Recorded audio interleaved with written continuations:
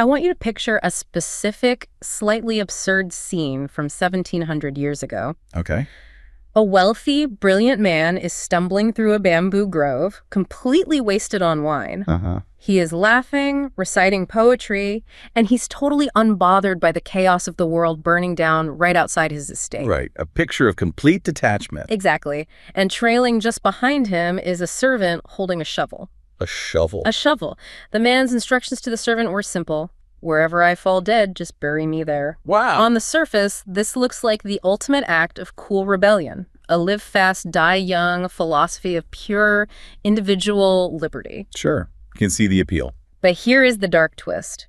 This wasn't a sign of a society at its peak. It was the specific symptom of a civilization that had internally collapsed. So it's a symptom, not a cause. That man, Ling, was part of an elite class in ancient China that had everything: wealth, comfort, intellect, except the will to continue. They'd just given up. They had collectively decided that the heavy burden of raising a family and securing a legacy was no longer worth it compared to the lightweight pleasure of the moment. It feels terrifyingly familiar, doesn't it? It really does. We look at these ancient figures or, the childless elites of the late Roman Empire and think of them as distant history. Right, something that happened back then. Not to us. But when you scroll through social media posts celebrating the freedom of isolation, or read the Surgeon General's report comparing our modern loneliness to smoking 15 cigarettes a day, the parallel becomes undeniable. It's hard to ignore. We think we've discovered a new economic rationale for being alone. But the truth might be much older and much scarier. We haven't found a new way to live. We've just picked up the wine and the shovel again. That is an incredibly potent image to start a deep dive. It really captures this essence of cultural exhaustion. Cultural exhaustion, that's a good way to put it. Yeah, Ling, who was one of the famous 7 sages of the bamboo grove during China's Weijin period, he wasn't just, eccentric. His behavior was a signal. It was an elite retreat from history itself. So when the people who have the wealth, the intellect, the means to shape the future, when they choose immediate sensation instead. That's it. They drop out of the generational contract. And that's when you know a civilization is operating on borrowed time. And our mission for this deep dive is to trace that blueprint of disintegration. Exactly. From ancient China and Rome through the rise of industrial capitalism and what we'll call the modern therapeutic state. And then finally, we'll look at how modern governments are trying to buy or legislate their way back to stability? That's the billion-dollar question, isn't it? Okay, let's unpack this cultural diagnosis. We tend to focus on things like military defeats or, economic crashes as the cause of a collapse. Right, the big dramatic event. But you're suggesting the rot starts much, much earlier. It starts with this elite educated class losing the will to continue. It is absolutely about the loss of will. It's the canary in the coal mine. In that Weijin period in China, the country was entering a dark age. Total chaos, division, political turmoil. Complete chaos. And what did the elites do? The best minds of their day. They fled. Fled the political arena, the generational arena. They retreated to their estates, engaged in purely aesthetic pursuits, poetry, calligraphy, heavy drinking, metaphysical debates about Taoism and Buddhism. Anything but the actual work. Anything but the messy, heavy, long-term work of governance or securing a multi-generational legacy. So Ling's instruction to his servant, just bury me where I fall. It's the ultimate expression of that. It's the intellectual class deciding that the world is too broken, the burden is too heavy. And the only rational response is pure, unencumbered freedom in the moment. The burden of children, the burden of continuity. It was just deemed too high a cost for too little immediate reward. And that calculation, as you said, wasn't unique to ancient China. It's the same thing in the late Roman Empire. An exact echo. The historian Tacitus, he highlighted this very phenomenon among the wealthy Roman elites. They actively, consciously chose childlessness. And their reward for this choice wasn't just, say, freedom from responsibility. No, it was more than that. It was active influence and, believe it or not, increased financial reward. Okay. How did that work, practically speaking? It sounds counterintuitive. It was a kind of, a form of inheritance manipulation. So it was a game. A very serious game. Childless elites became magnets for ambitious social climbers, for flatterers. People hoping to be named as heirs in their wills would just shower the childless patron with gifts, favors, constant attention. Wow. So being childless made you the center of a whole social ecosystem. It created a comfortable, liberated life funded entirely by the desperation of others. So the very people who should have been modeling civic duty and building for the future. The wealthy, the stable, the ones with the most resources.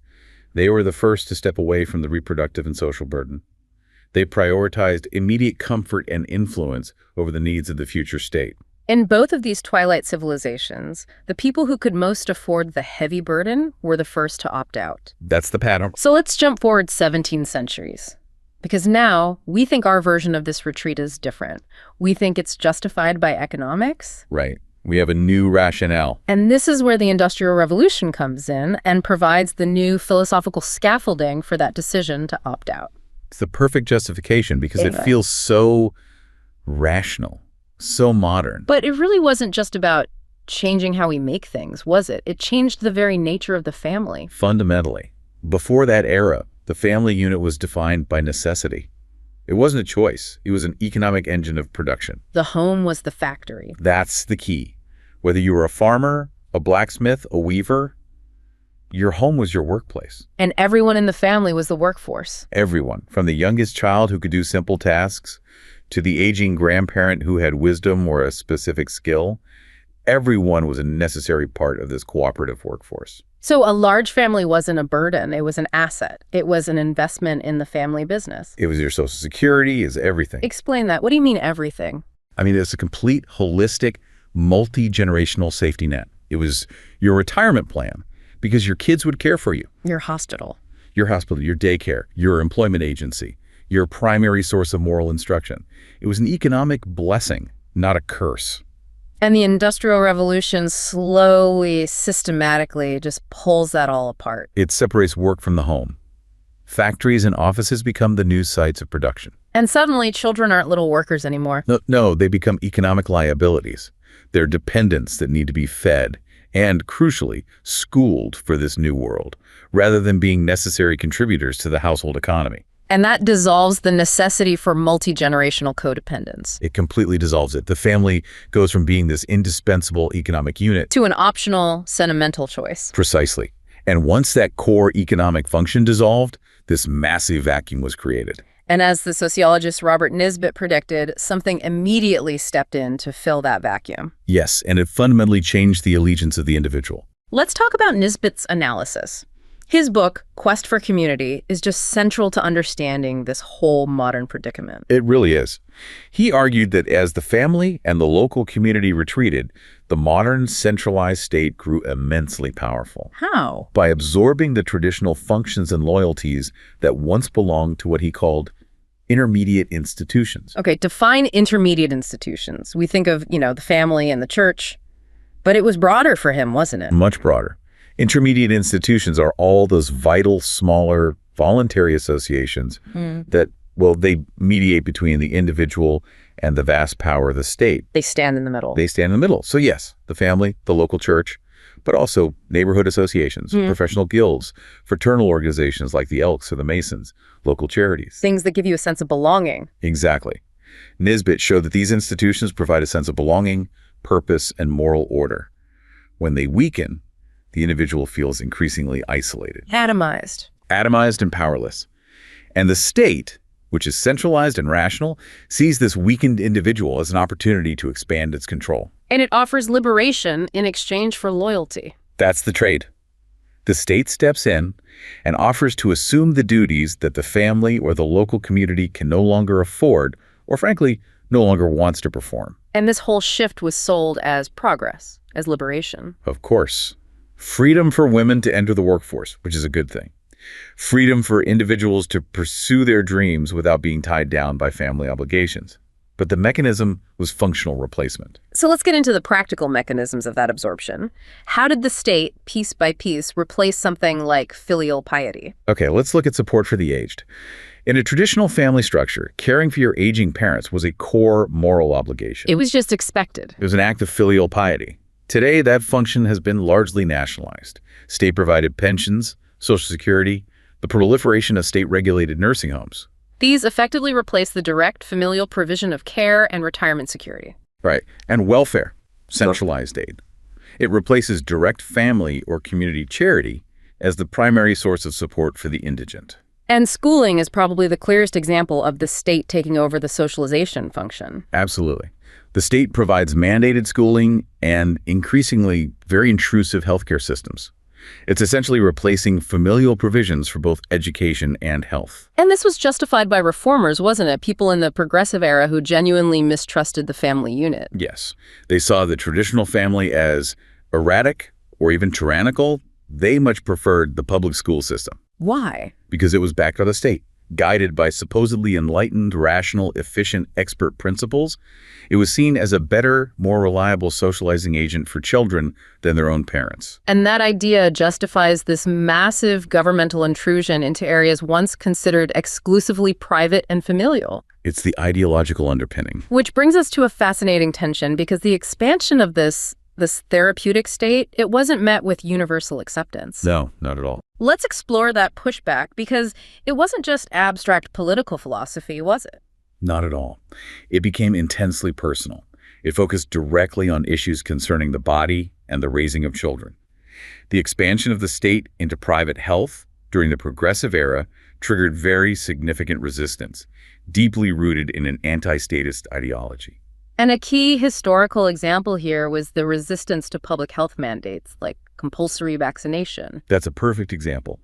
In the early 20th century, the opposition to mandatory health measures was fueled by this deep-seated suspicion of what they called medical tyranny. People feared the coercive uses of scientific expertise by state institutions. Yes, they saw mandatory vaccination not just as a health measure, but as the state asserting absolute control over their body and over their children's lives. So the argument wasn't necessarily denying the science of the vaccine? Not always, no. It was denying the authority of the state to enforce it. And where did they get their philosophical ammunition? Influential critics opposing these compulsory measures, they explicitly leaned on the foundational text of individual liberty. John Stuart Mill's On Liberty? The harm principle? Exactly. They argued that the government should not be able to force people to act against their will, even with a seemingly benign intention like public health. It crystallized this battle between individual autonomy and the coercive, supposedly rational power of the expert state. And that historical tension is still with us today. Absolutely. The preference for the expert state over the unpredictable family, that is the ideological foundation of the modern therapeutic state.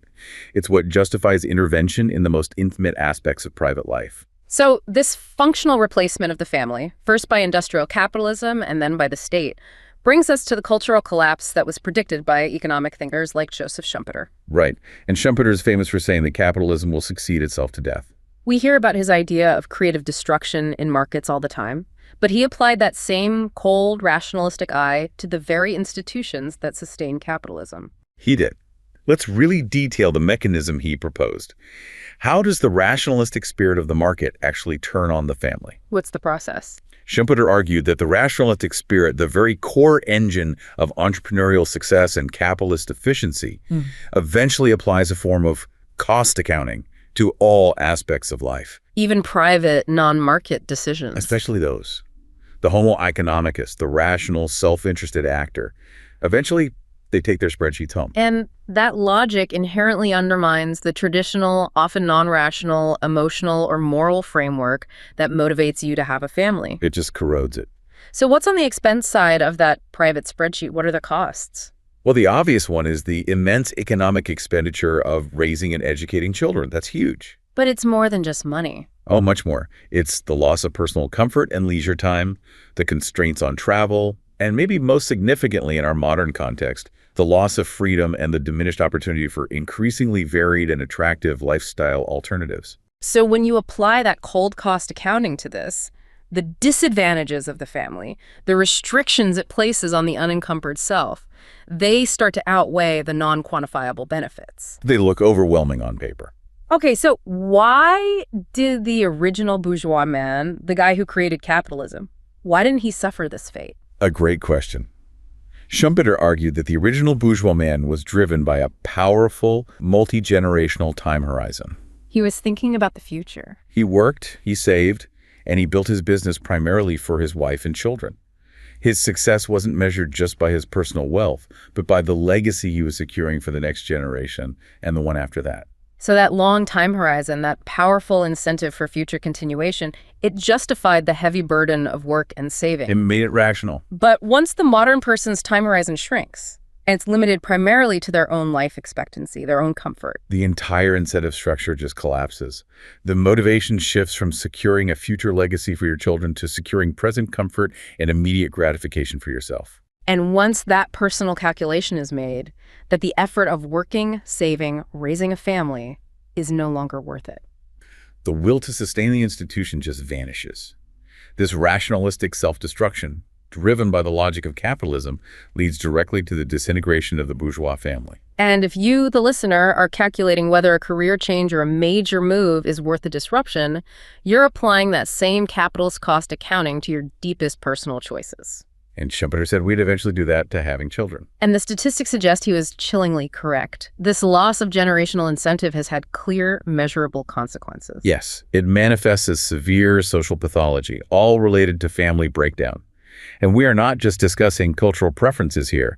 We are talking about outcomes that affect the very stability of our communities. So let's dedicate some time to these statistics because they quantify this pathology of disintegration. What does the data tell us about poverty rates and family structure? The differences are profound. I mean, truly stark. Single mother households suffer more than triple the poverty rate of married couple households. Just triple. Triple. And the effects go far beyond economics into social mobility and justice. We often hear that issues like incarceration are driven purely by factors like income disparity or racial inequality. How does family structure fit into that picture? It fits dramatically. Studies show that even when you hold constant kermding, these crucial factors, race, income, education, the absence of a father remains a powerful predictor of negative outcomes. How powerful. Young men who grew up in homes without their biological fathers are twice as likely to end up in jail. Twice as likely. And worryingly, those who grew up with stepfathers are 3 times as likely to face incarceration. Wow. What does that suggest? It suggests that the stability and presence of 2 consistent biological parents offers some kind of protective effect that transcends even immediate economic circumstances. That is data that really challenges the narrative that the state's absorption of the family function has been a net positive for social mobility. It absolutely does. And look at educational outcomes, which often refute simple racial or economic stereotypes. Go on. The school dropout rate for white children in single-parent homes is 28%. 28%. Now compare that to the dropout rate for Black children in stable 2-parent homes. It's 17%. Substantially lower. Substantially. This powerfully underlines the idea that the structural stability of the family is a key mediating variable for success, regardless of other factors. And the overall trend. The ratio of children born out of wedlock has increased 6-fold since 1960. A 6-fold increase. That isn't a minor shift. It is a foundational societal transformation. What about the modern preference for cohabitation over marriage? We're told it's just as stable. Well, the data says otherwise. Cohabitation has increased 8-fold since 1970. It's become normalized. But what's beneath that choice? Significant fragility. Couples who cohabit before eventually marrying have a 50% higher divorce rate than those who did not cohabit. 50% higher. And maybe more disturbingly, women in cohabiting relationships are more than twice as likely to be victims of domestic violence compared to married women. These statistics really reflect an underlying structural fragility, a lack of permanence. It's an arrangement that lacks the legal and social scaffolding of traditional marriage, and the data bears that out. So beyond the raw numbers, the culture itself had to adjust to accommodate this fragility and this pathological increase. It had to. Which brings us to Daniel Patrick Moynihan's crucial observation on how a society handles its own decay. Moynihan's concept, which he called defining deviancy down, is just brilliant.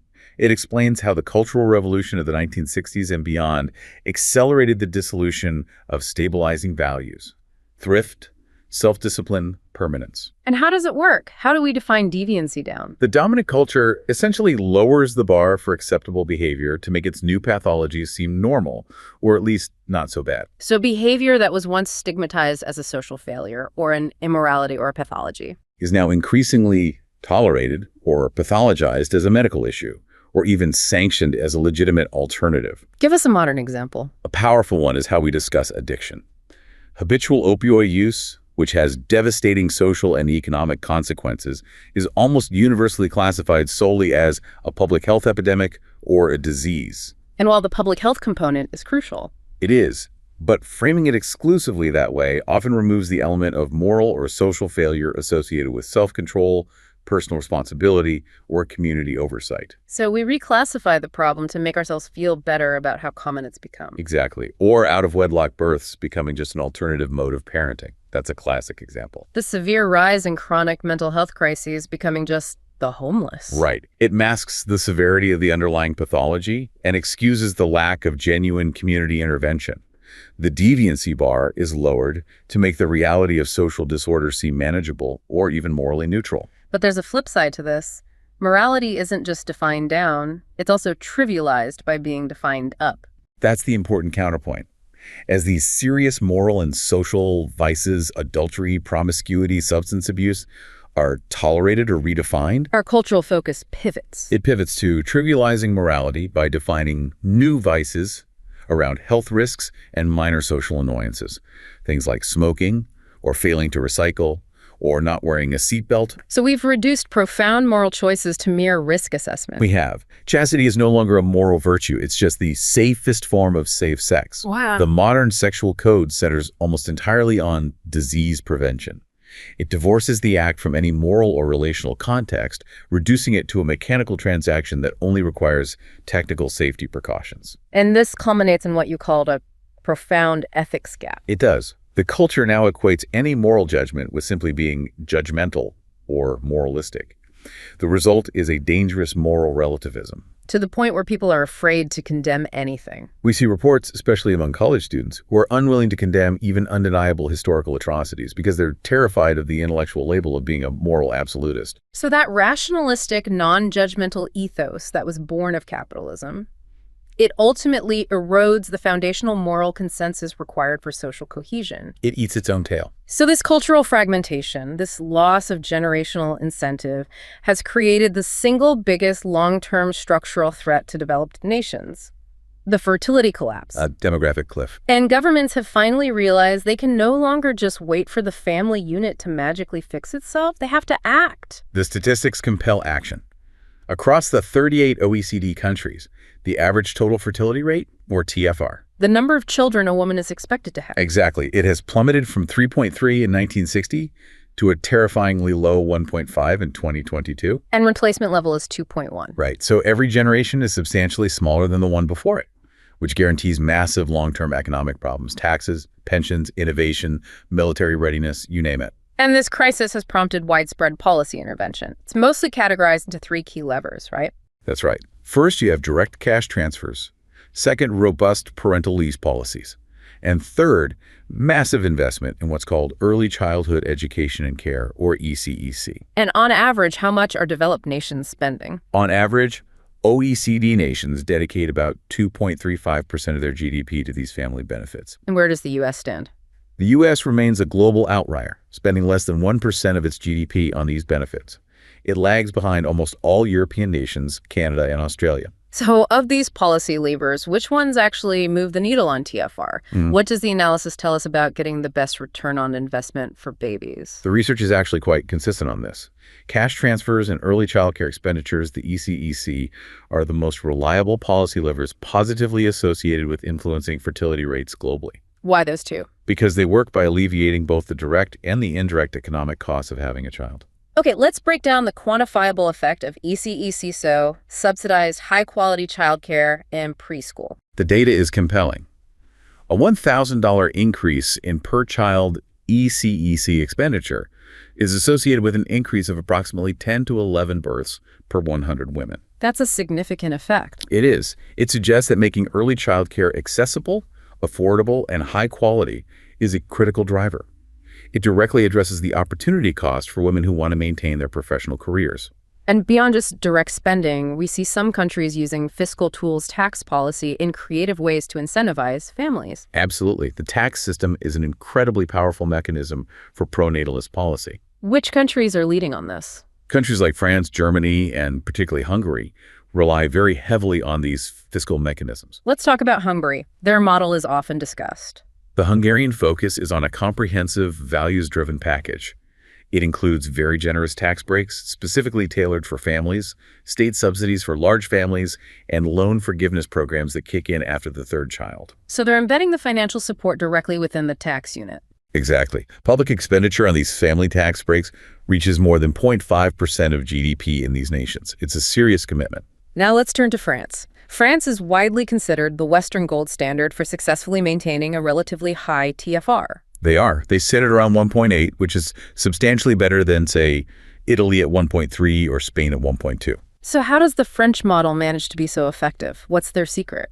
France isn't just spending money. They're investing strategically and holistically.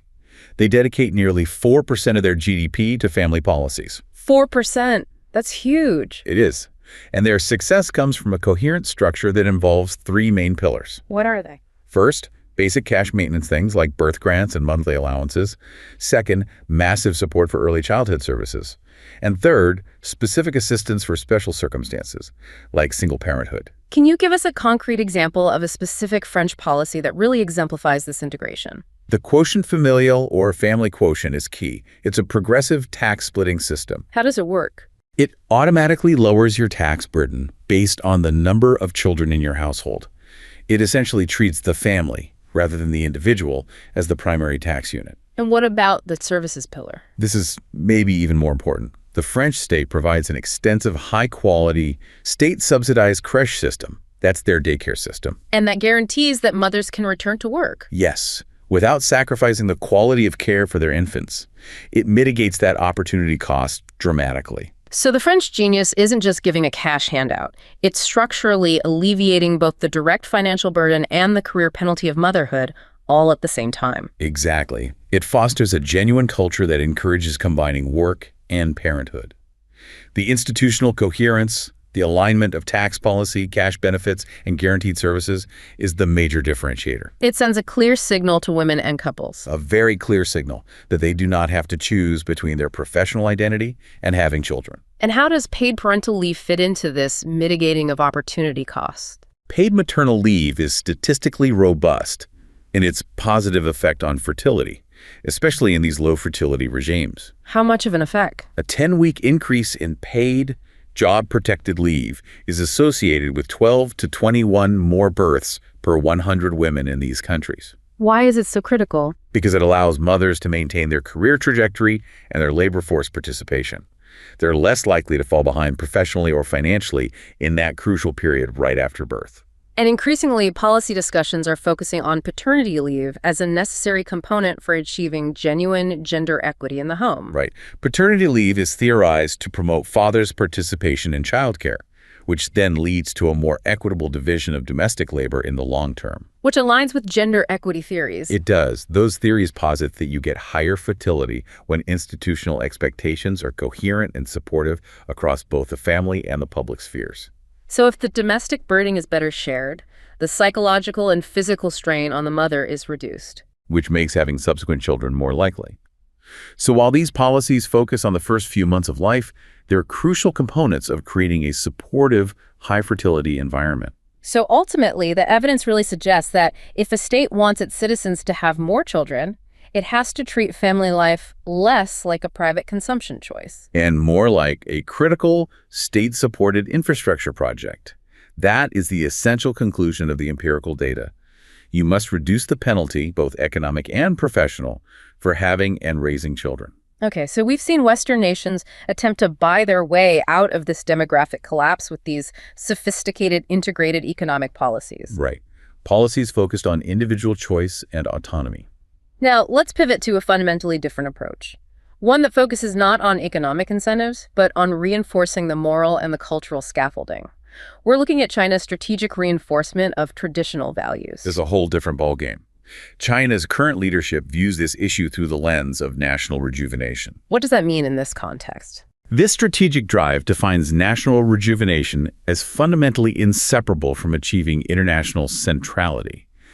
In this long-term vision, a dominant global state must have the internal social stability and the moral authority to set global norms and maintain order. And to achieve that scale of national strength, you need absolute social stability. Which the leadership views as entirely dependent on the stability of the family unit. So the reinforcement of traditional family values is a state-led initiative. A core component of ensuring social stability and national strength in a post-industrial society. The logic is, if the social order fragments at the family level, the state can't achieve the discipline required for its massive long-term strategic goals. And to maintain this socio-political order, the state relies heavily on deeply rooted Confucian moral principles. Yes, this is not a new invention. It's drawing on thousands of years of political philosophy. So what's the mechanism that links Confucian thought to state authority? The foundational principle is hierarchy. Confucian philosophy organizes all relationships based on deference and responsibility. Everyone has a place. Every person occupies a specific social position, and acting appropriately in that position, a concept they call ritual, is what ensures harmony. And the crucial part is the analogy. The direct institutional analogy. Correct relationships within the family are seen as perfectly analogous to the correct relationship between the ruler and the subject. So the way a child behaves towards their parent dictates the way a subject behaves towards the ruler. Exactly. The most important of these relational concepts is filial piety, or xiao. It's the deep respect and care for your elders and parents. And the theory is, if citizens are systematically trained from birth to be obedient, deferential, and responsible towards their parents and grandparents, that behavior translates seamlessly into obedience and deference towards the state and its leadership. It's micro-level moral training for macro-level political stability. And this link is institutionalized through ancient political theory, isn't it? Yes, through the traditional concept of the mandate of heaven. How does that work? This concept links the political legitimacy and the continued rule of the leadership to its adherence to virtue and its ability to maintain a moral socio-political order. So by emphasizing traditional moral foundations like filial piety, the state reinforces its own authority. It reinforces its own legitimacy and justifies its centrality in structuring all of social life. It really sounds like this is a proactive measure designed specifically to counter the corrosive, individualistic impulses that we saw destroy the family structure in the West. That is the core strategic function. The state's emphasis on family values is a deliberate countermeasure against the modern impulse toward hyper-individualism. It ensures that moral constraints and social sanctions are reaffirmed at the most basic level of society, the home. Right, long before they can become problems in the public sphere. The argument being that political prosperity requires what's called Republican virtue. Indeed. And Republican virtue in this context means self-discipline, self-control, and self-reliance. And this virtue is intimately related to the moral order sustained by these foundational social institutions. So reinforcing filial piety isn't just some cultural nostalgia.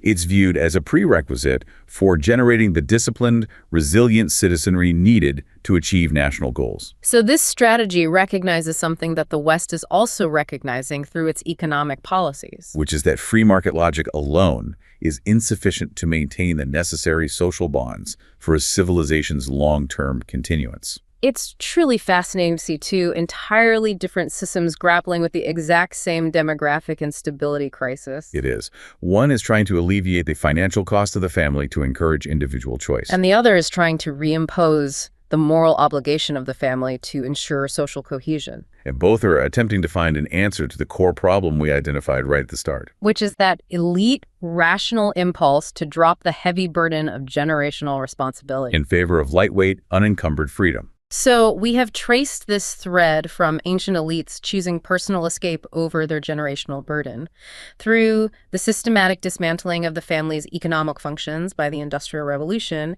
and then the subsequent absorption of these functions by the modern state. And the consequence of that absorption is a demonstrable social pathology and cultural fragmentation. A fragmentation which some systems are now trying to correct through comprehensive economic incentives, like France's high integrated investment in services. Or through a deliberate return to the moral scaffolding of traditional familial obligations, as we see in China's strategic focus on Confucian principles.